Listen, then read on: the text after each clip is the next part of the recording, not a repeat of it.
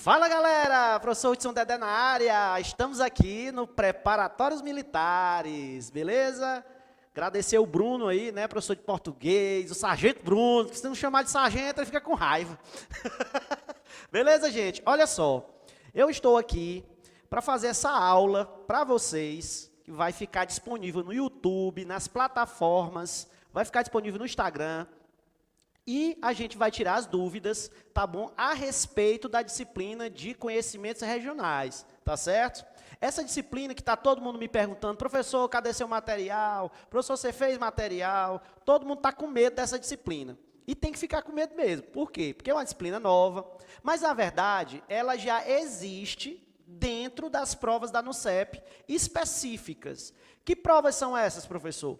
Provas ligadas a questões de História e Geografia, da parte de professores e também de alguns concursos, até mesmo no interior do Piauí.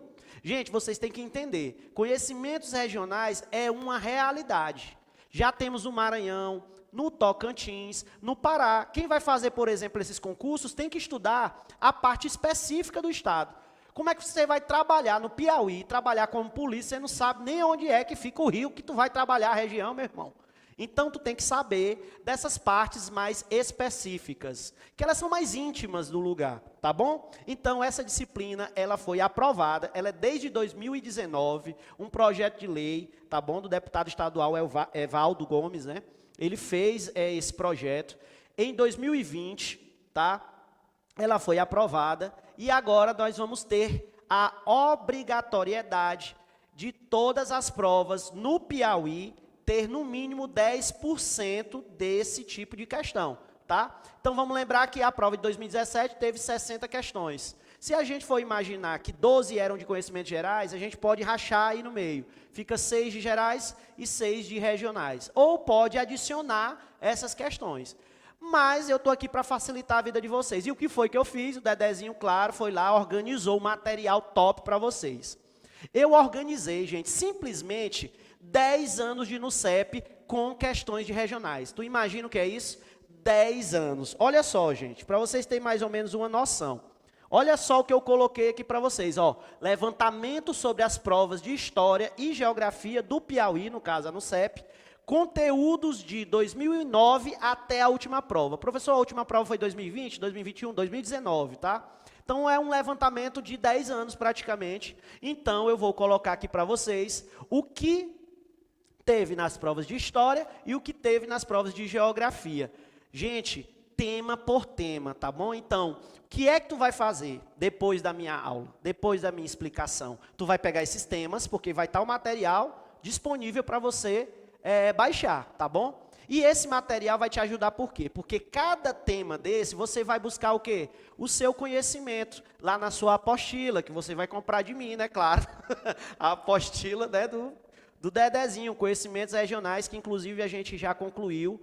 E eu também estou fazendo a parte, né, das questões autorais, são mais de 50 questões, tá bom? Que eu fiz autorais, por causa justamente dessa carência que os alunos estavam, né, pedindo. Professor, não tem questões, o que é que eu faço? Então, eu fiz algumas questões, também de conhecimentos gerais, tá certo? A gente, inclusive, vai fazer questões, né, em outras oportunidades, vocês também vão ter acesso, para vocês conhecerem não só a parte, né, da teoria, como a parte da prática, e também conhecer a plataforma, né, de preparatórios militares, conhecer também, né, a nossa equipe e a qualidade do nosso material, tá bom? Beleza?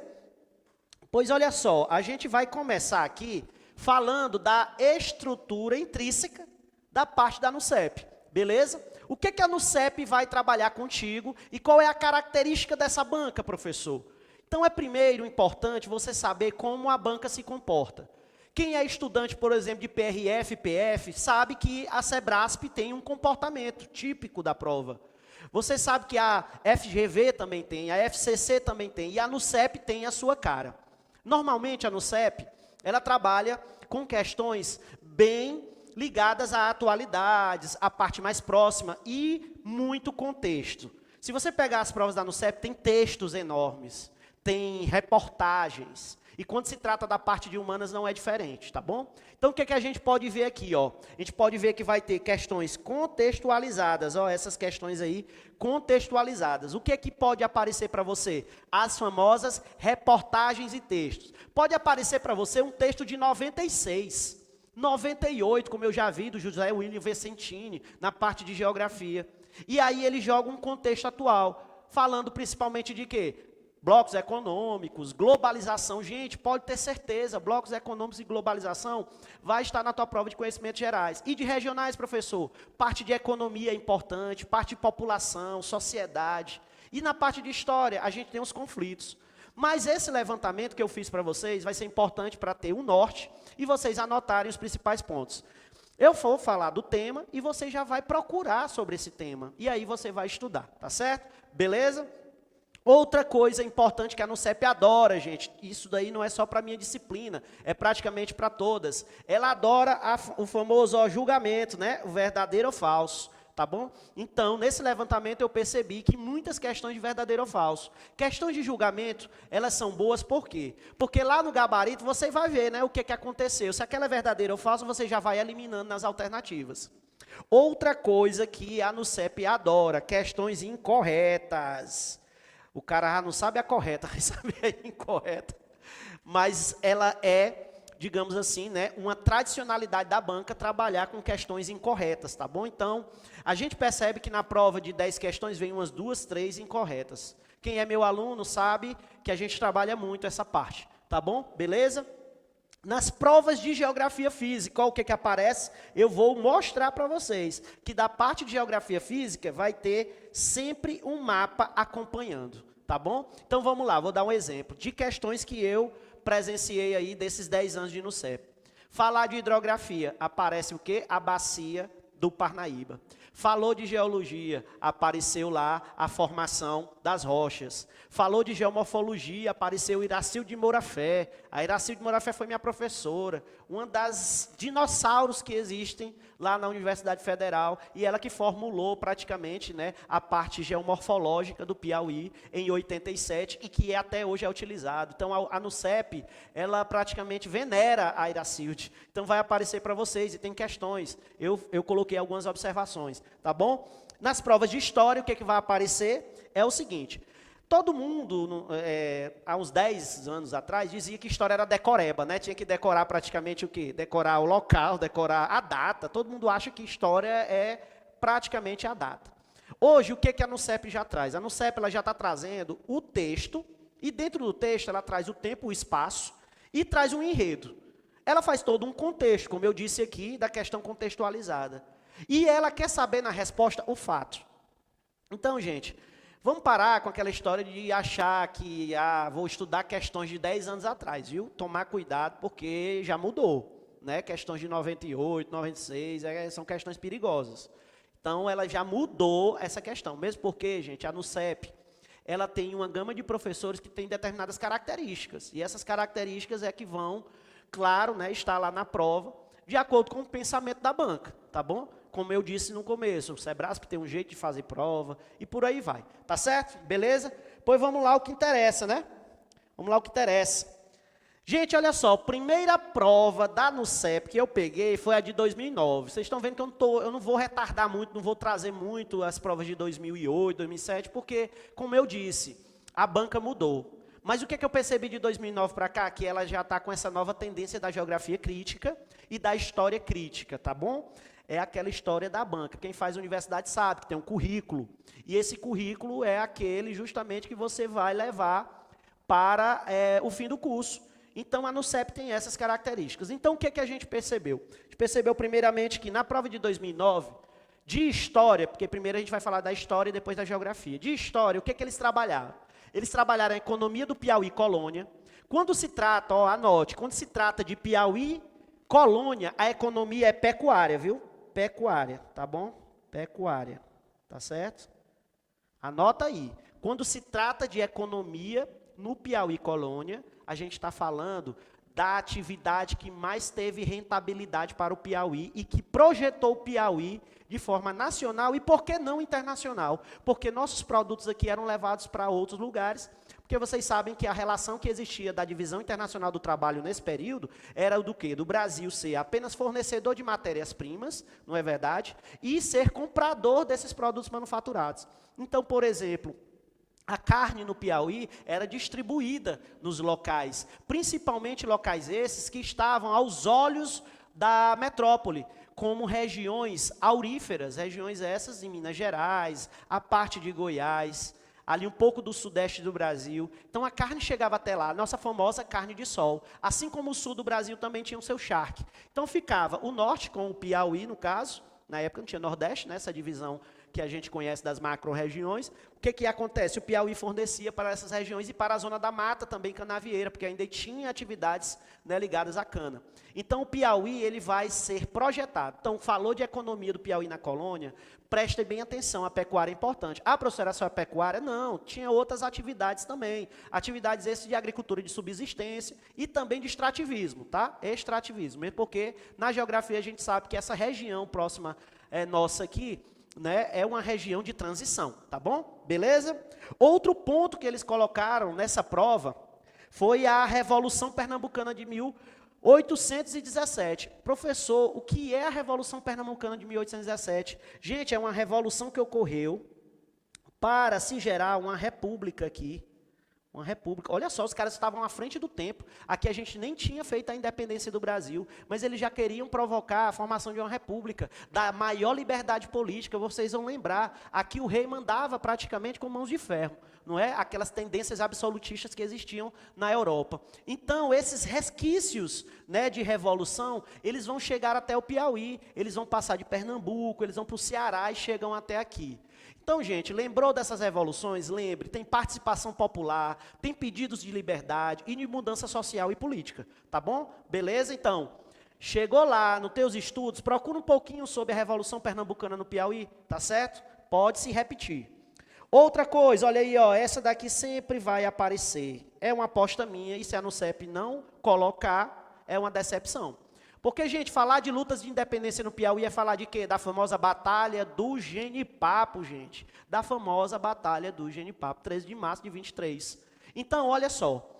Às vezes, a NUCEP não trabalha diretamente com a Batalha do Genipapo, mas trabalha com aquele processo onde o povo está inserido nessa emancipação.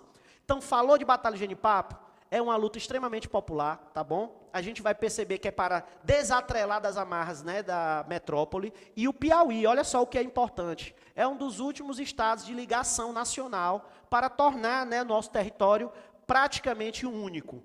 As regiões do Maranhão, essa região, parte do Grão-Pará e do Piauí, elas eram muito ligadas à metrópole devido à questão da proximidade, por conta do litoral. Hoje, na geografia, a parte mais próxima da Europa é o litoral do Piauí e do Maranhão, tá bom? Fora que esse litoral era importante, né, rotas, né, de navegabilidade, também até de outros tipos de metrópoles, como a França, né, a Holanda, tá bom? A Inglaterra, beleza? Então, falou de lutas de independência, lembrem-se dessas revoltas ligadas ao povo, tá bom? Ao povão. Beleza? E aí, é claro que está atrelado diretamente à Batalha do Genipapo. Mais uma vez, se a prova não trouxer Batalha do Genipapo, para mim vai ser uma derrota. Porque é a maior batalha que nós temos em território nacional. Sangrenta, viu? Porrada. Beleza? Transferência da capital, outro ponto importante, ó. Transferência da capital. Se a gente for ver, né, praticamente aí, em meados do século XIX, o conselheiro Saraiva praticamente estrutura a cidade.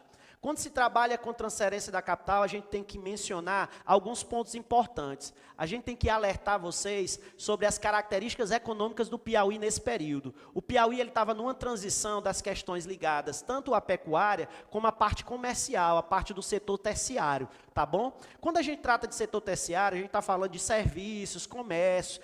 Partindo dessa parte mais atual, também a administração pública. Só quando se trata de comércio, antigamente, está falando de quê? De transição entre cidades. E uma cidade importante que existia aqui próximo é a cidade de Caxias. Polo comercial, inclusive, nesse período aí do século XIX, meados, um dos mais importantes do Maranhão. Perdia praticamente apenas para São Luís. Caxias era um dos grandes polos econômicos. Por quê, professor? Lembra que o gado, ele adentrou pelo sul do Piauí, ele chegou praticamente ali para a região do Maranhão, próximo ao rio Balsas, subiu para o rio Itapecuru. O rio Itapecuru é o rio que corta a cidade de Caxias, né, praticamente. E essa cidade, ela vai ter uma grande dinâmica comercial.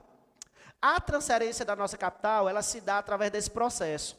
Além da proximidade dessa cidade de Caxias, porque Timon não existia, Timon vai existir a partir do momento que o elo de ligação entre as duas cidades acontece, né, que era o bairro Flores, depois virou a cidade de Timon. O que vai acontecer é que precisava-se ter uma cidade próxima a Caxias, e também com navegabilidade. Então, o rio Parnaíba, naquela época, era um rio navegável, gente, né? Hoje, o rio ele praticamente está assoreado devido, claro, às ações antrópicas.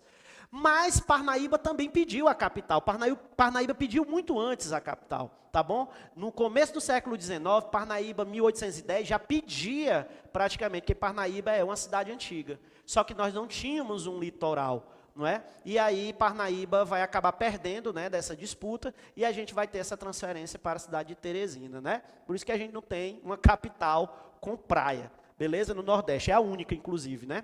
Olha só, gente, outra questão, República no Piauí, a relação igreja-estado.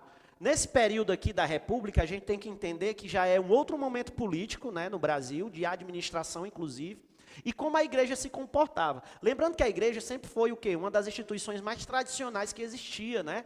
E no Piauí não vai ser diferente. Até um dado importante para vocês. O Piauí, concentrando-se, né, a parte religiosa, e ela é praticamente...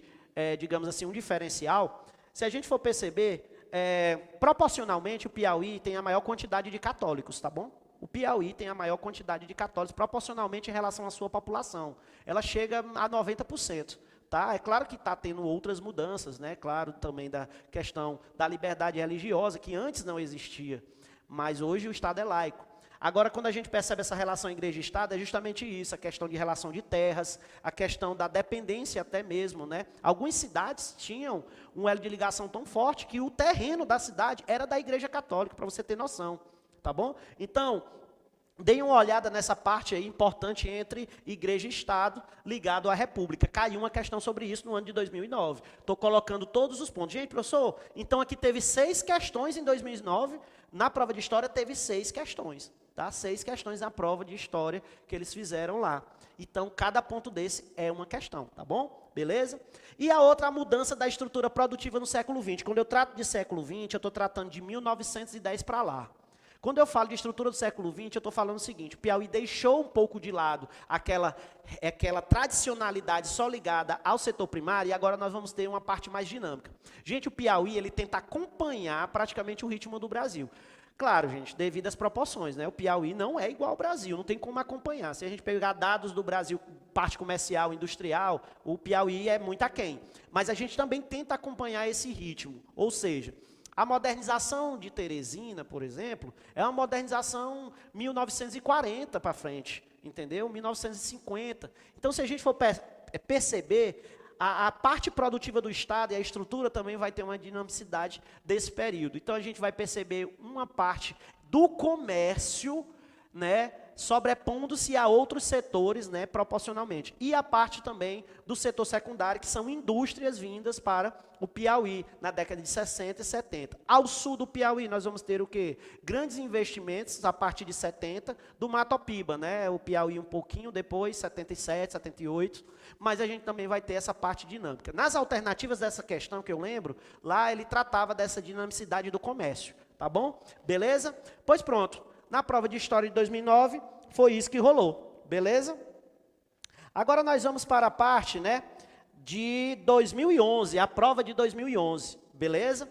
Na prova de 2011 só veio 2 questões. Olha de novo o que é que veio, atividade pecuarista. Então eu já resumi para vocês aí basicamente que era uma das atividades coloniais, tá? Então, ó, estuda a atividade pecuarista. Vocês estão vendo aí que, ó, já teve 2 provas seguidas que estão caindo essas questões ligadas à pecuária, tá bom? Pode cair tanto na prova de História como Geografia pecuária, porque ela é uma questão econômica, para as duas ela cabe, tá bom? E o Piauí da passagem para a República, né? Essa fase imperial, e aí nós temos os republicanos, né? Brigando aí, por exemplo, né? Para a República. Qual é a ligação que a gente tem que fazer aqui? Nessa parte de República, a gente tem um grande auxílio de uma cidade aqui, próximo ao Piauí, né? Dentro do Maranhão, Pastos Bons, né? Aquela região ali próxima a São João dos Patos, né? Aquela região ali, tá bom? Ela foi muito boa para a gente conseguir essa nossa emancipação também republicana, tá? Quando a gente fala de emancipação republicana, a gente está falando não só da emancipação política, mas a gente está falando de mudança social, mudança econômica. Enquanto o Brasil estava numa crise imperial muito grande, a gente aqui também já fazia movimentos, né, para a República. Então, esses movimentos também vão ter caráter o quê? De participação popular, mas também das elites. Aqui vai ter, por exemplo, né, participação de Davi Caldas e outros, e a gente vai ter, durante esse processo de 1880 até 1910, uma transição para a República. Então, prestem bem atenção nessa passagem, tá, entre Império e República. Deem uma olhada nessas questões. No meu material também tem na parte de História, tá bom? Beleza? Vamos agora para 2012. 2012, eles colocaram uma questão falando sobre a história da modernização de Teresina. Quando a gente trabalha com modernização de Teresina, aquilo que eu falei para vocês, mais uma vez, a partir de 1940 em diante, tá bom? E aí ele trabalha especificamente na resposta a parte da economia, essa dinâmica econômica que ocorre, e é daí que eu falei para vocês que o comércio é a parte da dinamicidade dessa história. E também o início da chegada das primeiras grandes indústrias aqui, tá bom? Então, quando se trata de século XX, e quando ele fala da modernização de Teresina, a gente está falando a partir da década de 40, tá bom? No Brasil, eles chamam esse período de a Belle Époque. Para nós, a nossa Belle Époque, ou Bela Época, né? Porque é um termo em francês, é o 1940, tá bom? Aquela parte ali da Praça Aquidabã. Professor, não existe essa praça em Teresina. Não existe hoje como nome, mas existe ainda ela física. É a Praça Pedro II, que tem ali, né, o teatro, o cinema, né? Nós tínhamos ali a parte toda da estrutura de Teresina, onde os ricos ficavam ali circulando, o coreto, né?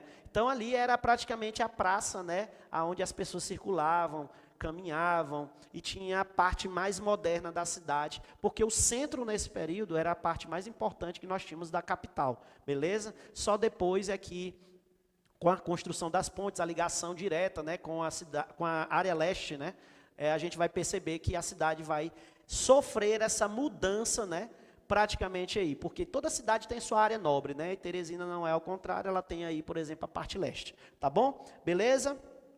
Nós vamos ver aqui agora, né, a de 2014, gente, a de 2014. 2014 ele vai falar do Piauí no século XX, tá bom? Vai cair sobre isso aqui, o Piauí no século XX. E ele está falando aqui de diversas formas. É que ele fala tanto da parte política, tá bom? Como da parte o quê? Econômica. Para a gente não ficar muito um leque aberto, né? Piauí no século XX, o que é que ele quis dizer com isso, professor? Lá nas respostas ele procurava as mudanças do século para a política e para a economia. Eu já falei a questão da transição para a república, os grupos, né, republicanos, e também a parte econômica, que é a dinâmica que vai acontecer no Piauí, principalmente por conta da parte comercial, tá bom? Beleza? E olha aí, ó, o que caiu de novo, mais uma de independência do Piauí. Tá vendo? Independência do Piauí caiu de novo. Então, falou de independência, movimentos populares, Batalha do Genipapo, não esquece do líder militar, o Fidié. O Fidié, praticamente, gente, ele convivia naquela região da Cisplatina. Para quem não sabe, a Cisplatina é a região do Uruguai ali. E aí ele veio, né, a pedido do Dom João, tá bom? Porque o Dom João, ele praticamente pediu para o seu filho, Dom Pedro, ir para casa de volta, e o Dom Pedro deu o dia do fico, que vocês lembram, né? Isso é para a felicidade geral da nação, diga ao povo que fico, e depois o pai dele o ameaçou de invadir pela Bahia, Pernambuco, as regiões por onde ele mandava ainda, né? O Dom João já tinha voltado para Portugal. O que é que ele diz? Se você não voltar, eu vou invadir o Brasil, pois Dom Pedro I já estava resguardado, inclusive ele já tinha mandado o Thomas Cochrane, né? O Thomas Cochrane. Ele foi lá e praticamente o quê? era um lorde inglês, ele era uma espécie de militar, que ele era pago, né? E aí um mercenário, né, na verdade. E aí ele passa da Bahia e vai para o Maranhão. E aí, gente, nós conseguimos expulsar. Praticamente a gente perdeu, né, a batalha, mas a guerra a gente venceu. Por quê? Porque a gente roubou o Fidié. A gente conseguiu roubar as tropas do Fidié, a gente tinha perdido. Basicamente, eram 4, 5 mil piauienses contra uma tropa de 200 soldados portugueses, mas nós perdemos, né? A quantidade de mortos do nosso lado foi muito grande. Porque, na verdade, a gente só tinha pau, pedra, foice, cuspe, porque cuspe também vale numa briga. E aí os portugueses acabaram ganhando, mas a gente venceu, porque a gente surrupiou as tropas, né? Roubou canhões, roubou a Casa da Pólvora, roubou dinheiro, o tesouro de Fidié, alguns, né, dizem que até hoje está enterrado. E aí o Fidié só teve uma saída, correr para Caxias, que era o reduto português que tinha lá, onde ele tinha proteção. Lá ele fica até mais ou menos junho, julho, e aí a cidade de Caxias, inclusive, se torna independente por conta disso também. Então, o Maranhão, gente, a independência do Maranhão, ela se deve muito à independência do Piauí, tá bom? Então, por favor, estudem bastante essa parte de independência do Piauí, tá certo? Estudem bastante, beleza? 2015... mais uma vez, ó, independência do Piauí, tá bom? Independência do Piauí, aí eu já comentei com vocês sobre isso. E a balaiada. Rapaz, esse ano aqui foi o ano da porrada, viu? Essa prova só quis saber de porrada. Ela quis falar da independência do Piauí, ela quis falar da balaiada. Aí os alunos assim, não, professor, tá errado. Balaiada não teve no Piauí não, rapaz, balaiada foi no Maranhão. Meu filho, do mesmo jeito que a independência do Piauí atingiu o Maranhão, do mesmo jeito a balaiada atingiu o Piauí. A gente é vizinho, a gente é amigo e, inclusive, se ajudou muito. Porque, gente, olha só, a independência do Piauí, olha só o tempo e o espaço. Tá? A independência do Piauí é de 1823. E a balaiada é de 1838. Me diga uma coisa, quem brigou na independência, tinha idade para brigar na balaiada ou não tinha? Tinha. Tinha idade para brigar na balaiada, então teve gente que brigou também. Então, gente, a balaiada, a dica que eu dou, é um movimento que é um movimento dentro do Brasil que aborda as regências, tá certo? As regências. E esse momento histórico é importante por quê? Porque o Brasil não tinha rei. Como o próprio nome diz, eram os regentes, eram os amiguinhos do rei. Na verdade, professor, por que não tinha rei? Vocês vão lembrar que o Dom Pedro I, ele deixa o Brasil para pegar de volta a coroa portuguesa que o pai dele deixou, porque o pai dele morre, o Dom João. E ele vai lá porque, inclusive, estava tentando surrupiar da filha dele. E aí ele deixa aqui quem? O filho dele, rapaz, o Dedezinho, o Dom Pedro II. Só que o Dom Pedro II era um menino que cagava nas calças, ele só tinha 5 anos de idade. 5 anos de idade. Como é que um menino de 5 anos de idade vai governar?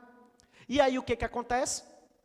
Ele vai ter que dar esse poder aos regentes até o filho dele atingir maioridade. E ele vai ter que adiantar essa maioridade. Por quê? Porque, na verdade, vai ter movimentos internos no Brasil que vão pedir para acabar essa questão ligada à monarquia. E aí vai surgir vários movimentos. Dentre eles, o próximo é a balaiada aqui, nossa. Então vai ter a cabanagem no Pará, vai ter os malês e a sabinada na Bahia, vai ter a farroupilha, a famosa farroupilha, né, que vai durar 10 anos, foi a única batalha que tiveram que entrar em acordo, porque os caras lá, os estancieiros, eles pegaram pesado com o governo. Agora a balaiada aqui mais uma vez, lembrou de balaiada? Movimento popular. Movimento popular. O foco é a cidade de Caxias, tá bom? Período regencial. Beleza? Pode até acrescentar outra característica desse conflito da balaiada. A consequência da balaiada foi a formação de 2 grandes grupos, tá bom? Os cabanos, mais conservadores, e os bentivis, os mais liberais. Então, é verdade que esses 2 grupos vão se degladiar lá na frente, onde eles vão se tornar também conservadores e liberais, lá para a República, tá certo? E isso vai ter resquícios no Piauí, tá bom? Beleza? Prova, né? De 2019, a última de história. Ele trabalhou 2 pontos, a formação da capitania do Piauí, tá bom? A formação da capitania do Piauí, gente, ela é ligada a cartas. E essas cartas são cartas praticamente de autonomia. Só que o Piauí era uma área de passagem. Piauí praticamente não existia, gente. Não existia. Isso daí eu estou falando para vocês até o século XVIII. O Piauí passa a existir em 1750, tá bom? Ele passa a existir basicamente assim. Porque a área de passagem que a gente está dizendo aqui é a área de passagem entre quem? Entre o Ceará e o Maranhão. E essa área de passagem é praticamente aí o Piauí. Era importante por quê? Porque nós tínhamos muitas pastagens e muita área drenada, e isso era importante para o gado. O que o gado precisava para aquele período? Um gado criado solto. Era um gado apenas para comer o pasto e beber. Por isso que as nossas primeiras cidades foram formadas através de quê? De fazendas. Uma delas é a Mocha, que depois virou Oeiras, tá bom? Beleza? Quando se trata de indígenas no Piauí, aí a gente também, né, vai dar um foco importante, porque o que eu estou percebendo? Nos últimos anos está se falando muito de índios. Inclusive o governador assinou, né, no ano de 2020, reconhecendo que existe sim tribos indígenas no Piauí, as primeiras tribos indígenas, né, que são reconhecidas, e isso pode ser importante para vocês na prova, tanto de geografia como de história, porque a gente está falando aí, né, dos primeiros moradores e dos resquícios. O Piauí tem essa parte de indígenas que não era colocada pelo IBGE. O IBGE não colocava indígenas no Piauí, gente. É por isso que muitos materiais que a gente estuda, até nós professores, a gente tem que dar aquela atualizada, né? Por isso que a disciplina não é tão fácil.